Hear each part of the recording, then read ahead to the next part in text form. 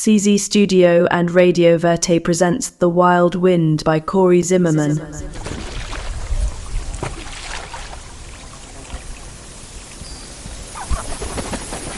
Chapter 4.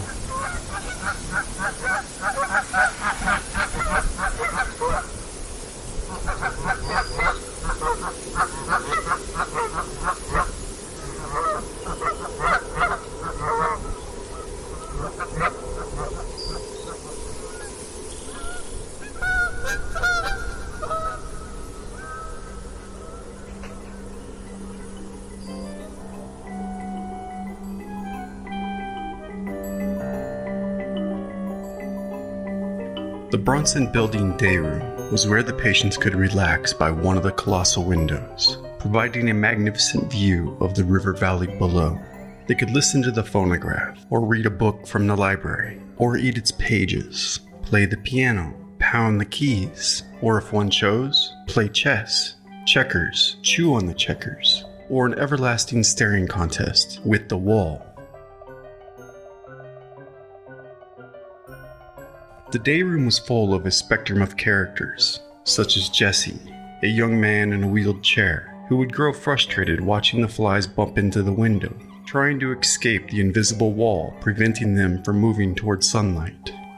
The flies would grow somewhat disoriented as their confused visual signals miscalculated what they were seeing. The glass's smooth surface allowed the flies to hold on using the hairs on their sticky pads. However, as the glass prevents them from succeeding in escape, a sustained effort over time had finished off any reserved body fat, leaving them to lie dying of exhaustion. Jesse had watched the flies continually bouncing and buzzing against the glass for so long he was aware of their impending fate. This made him nervous, which caused him to squirm about anxiously in his wheeled chair, until it made the other patients nervous, who would call again and again on a nurse to open the window for the fly to escape. Another character, Big Ben, was a giant of a man, trapped inside a child's mind, or vice versa perhaps, a child trapped within a giant of a man. Despite his girth, Big Ben was a gentle soul, only one thing on his mind, and that was pie.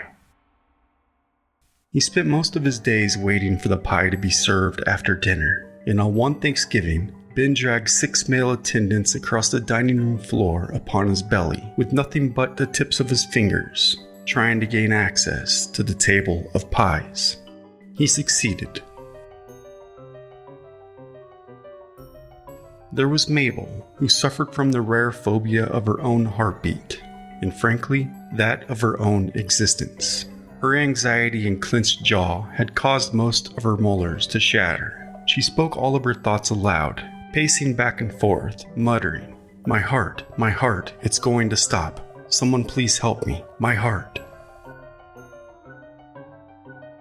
Sir William, as he preferred to be called, was a young man in his early 30s, who spoke with a feigned British accent, and elected himself the caretaker of the grandfather clock, always making sure to keep it wound daily. In fact, he rarely left its side.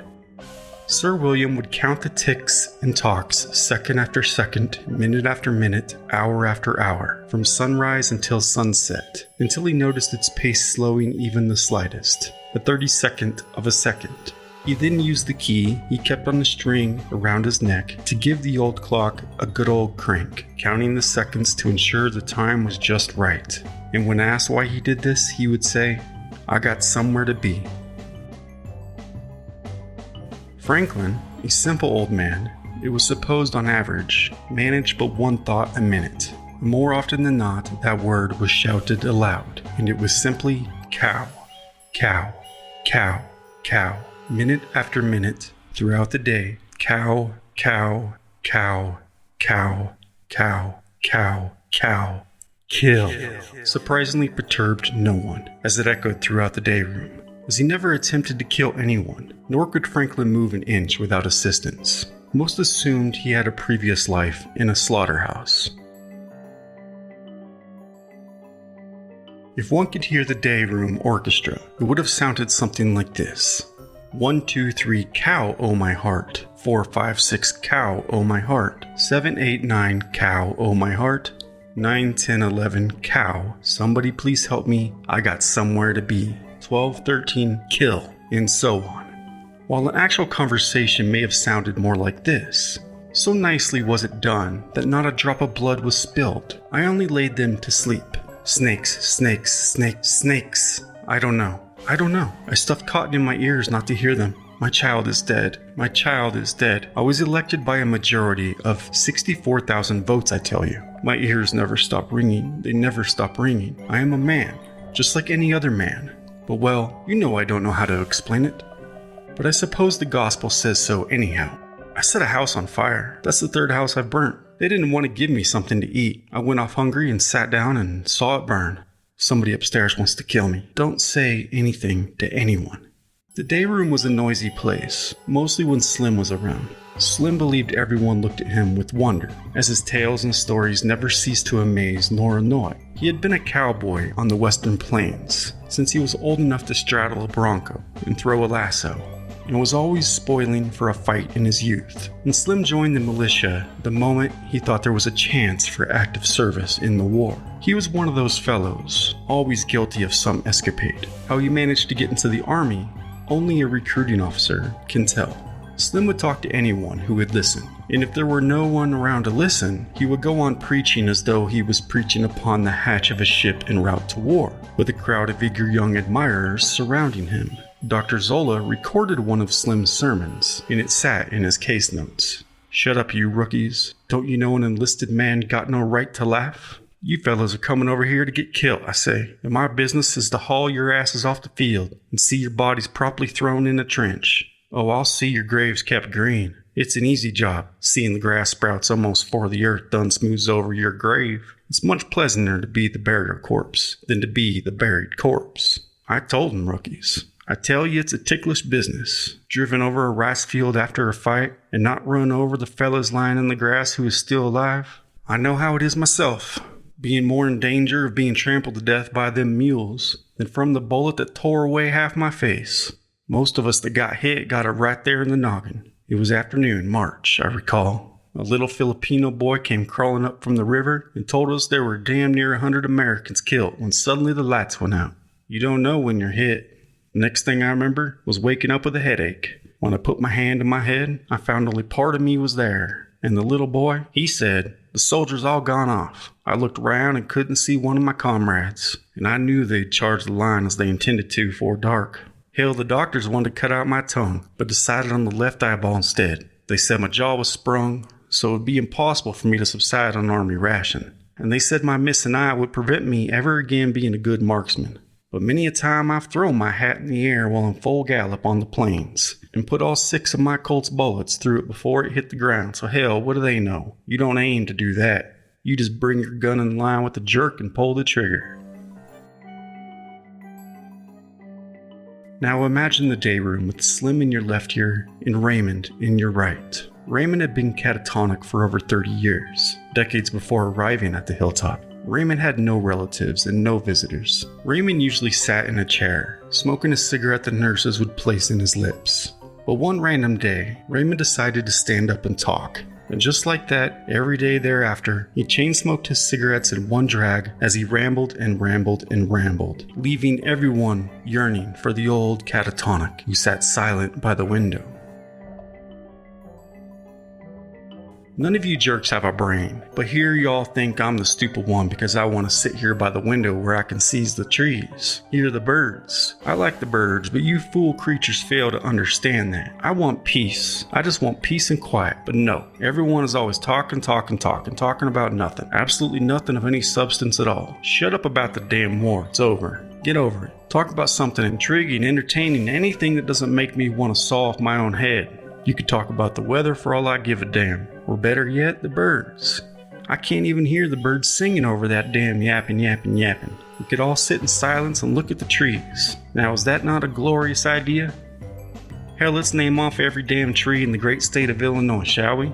Silver maple, sugar maple, Ohio buckeye, horse chestnut, red buckeye, tree of heaven, Persian silk tree, devil's walking stick, river birch, paper birch, trumpet creeper, musclewood, bitternut hickory, pignet hickory, sweet hickory, shagbark hickory, American chestnut, redbud, dogwood, stiff dogwood, hazelnut, cockspur, hathorn, Washington hathorn, eastern leatherwood, autumn olive. Yeah, and we got the eastern wahoo, American beech, white ash, black ash, and the green ash, and the red ash, and the blue ash, honey locust, Tucky coffee tree, Carolina silver ball, eastern red cedar, golden rain tree, sweet gum, the old wild crab tree, the prairie crab tree, cork tree, even the nine bark tree, and the jack pine, and the red pine, and the wine pine, and the white pine, sycamores, white poplar, cottonwood, big tooth aspens, wild plum, peach, the wild black cherry, the choke cherry, the wafer ash, blackjack oak, got the dwarf oak, goat willow, pussy willow, blabbernut, northern white cedar, and the eastern hemlock, southern arrowwood, prickly ash, slippery elm, and the almighty American elm.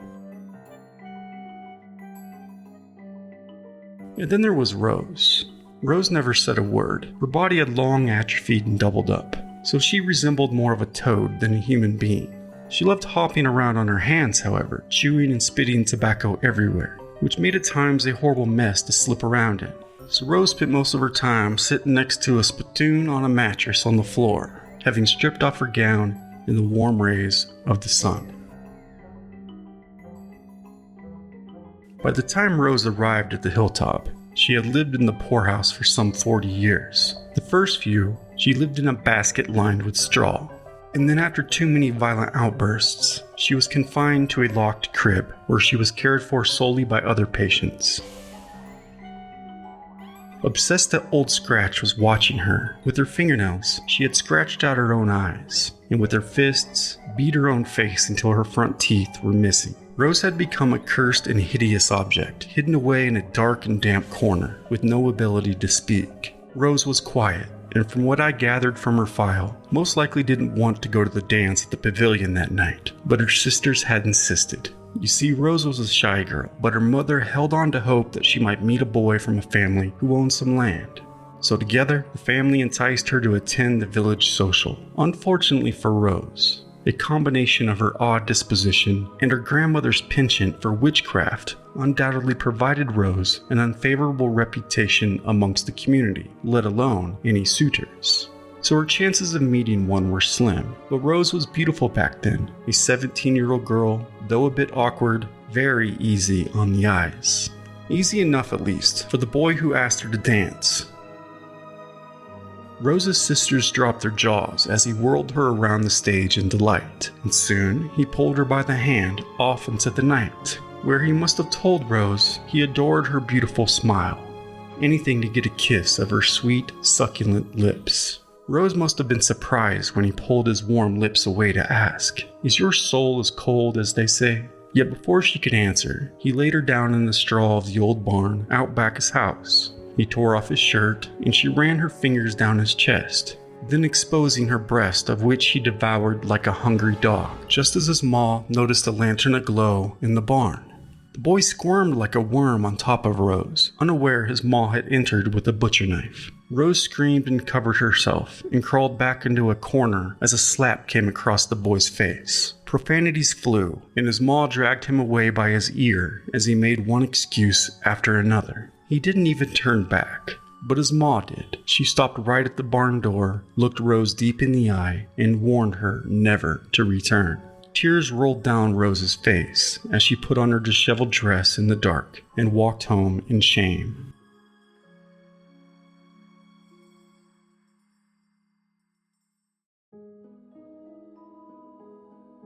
But something came over Rose, and the two continued to meet in secrecy until the day the boy asked for Rose's hand in marriage. A few days later, there was a knock on her door. "So you intend to marry my boy?" asked his mama, as Rose's sister spied from inside. Rose stood speechless. In a deep, dark, horrible tone, his maw threatened to curse Rose if she ever came near her boy again. The threat sank so deep into Rose's heart as she feared both the hoodoo and losing her husband-to-be. "I love him," Rose said. With a shriveled, snarling face, his maw then cursed. "If you ever even think of seeing my boy again, I'll send Old Scratch your way, and he will follow you to your grave. You'll never close your eyes without seeing his face again. Old Scratch, Old Scratch, Old Scratch." Rose fell to her knees in tears, and her sisters came out and stood silent. At sunset, Rose sat alone until midnight in the trees waiting for her love, but this time he never showed. She came again the following night, waited in the dark as she chewed off her nails. On the third night, she wept until she thought she heard something calling out his name, relieved to see him again. But a shadow crossed the corner of her eye, and it was then she spoke his name, Old Scratch. Rose jumped to her feet and ran all the way home. Startled, her sisters found her jumping on her bed, laughing hysterically.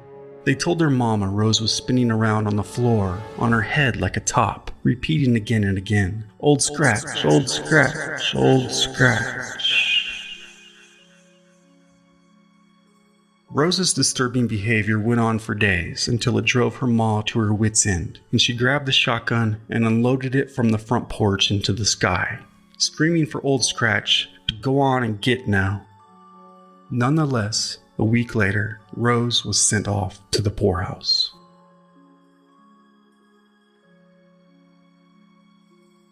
The interior of the poorhouse was as crisp as the air outside when Dr. Zolla arrived. His breath was visible, although he quickly covered his face with his hands due to the awful stench permeating the air. A hall ran down each side of the building, the middle cells resembling a prison. Each was no larger than 4 by 6 feet, the doors made of a rough, hardwood plank, with a small bored hole in the center, which was the only source of light and air for those trapped inside. The beds were on the floor, with nothing to separate the inmates from where they sat except for a piece of plank set up edgewise. The whole construction a stigma of humanity.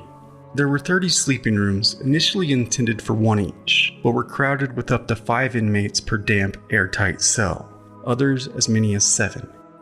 Each in the greatest state of helplessness and dependence, many in a state of complete nudity, men, women, children, all living together in beds of straw, upon a damp, dirty floor, into which external light could find no entrance.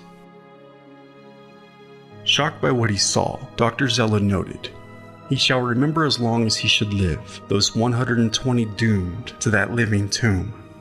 Listless, idle, and useless, blue with cold, and utterly filthy in person. They lived in rows of which vermin scurried between, wretchedness in an atmosphere whose odor exceeds offensiveness, beyond which the imagination can conceive."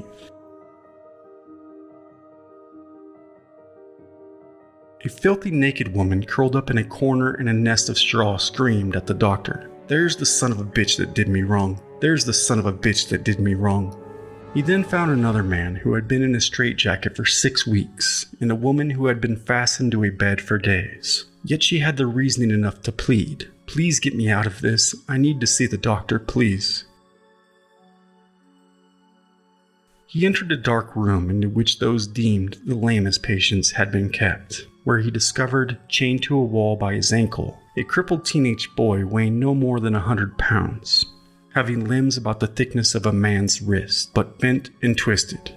As Dr. Zolla attempted to comfort the boy, he heard a rustling from the shadows, and as he looked in the back corner of the room, he barely spotted in the darkness a padlocked Utica crib.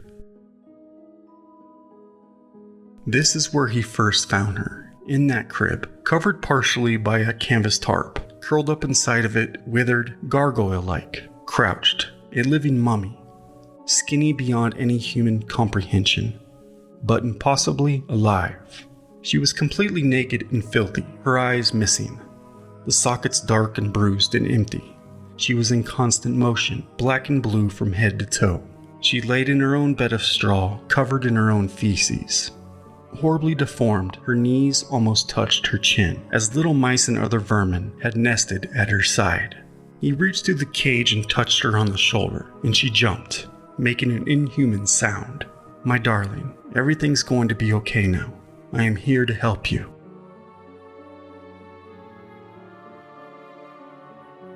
It was just before 1 in the morning when the train from Davis County finally arrived at the asylum depot, the engine's headlight piercing the dark night as it approached, blinding the nurses with tired eyes, who awaited on the platform. They covered their ears as the whistle blew, and steam rose from the brakes of the screeching wheels, in the chill of the winter air. Exhausted, everyone did their best to organize the entirety of the Davis poorhouse insane who stumbled off the train, yawning and rubbing their eyes, in poor and dismal condition as the nurses ran to their assistance. A large and heavy clothes basket assumed to contain all the effects of the newly arrived patients required 2 male attendants to carry. As they carefully carried the basket up the long staircase that stretched up the hilltop, about halfway, the basket began to move, and when the mound of laundry began to shake, they each froze and looked at each other with the same look of shock as they dropped the basket and backed away. And with the ghastly sight of a filthy old skeleton sat up with a toothless shriek, eye sockets as dark as the night, hissing and clawing, they each fell back on their bottoms with a scream of terror, in a tale to be told for decades forth.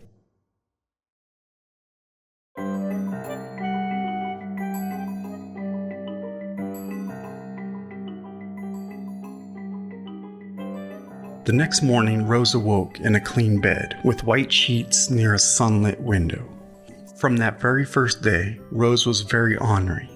Still, each nurse cared to her every need with compassion and with admiration for such a resilient soul as hers.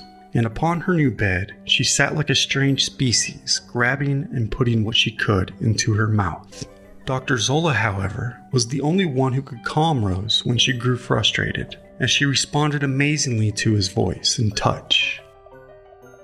And as each day passed, Rose looked remarkably better and warmed up to the others.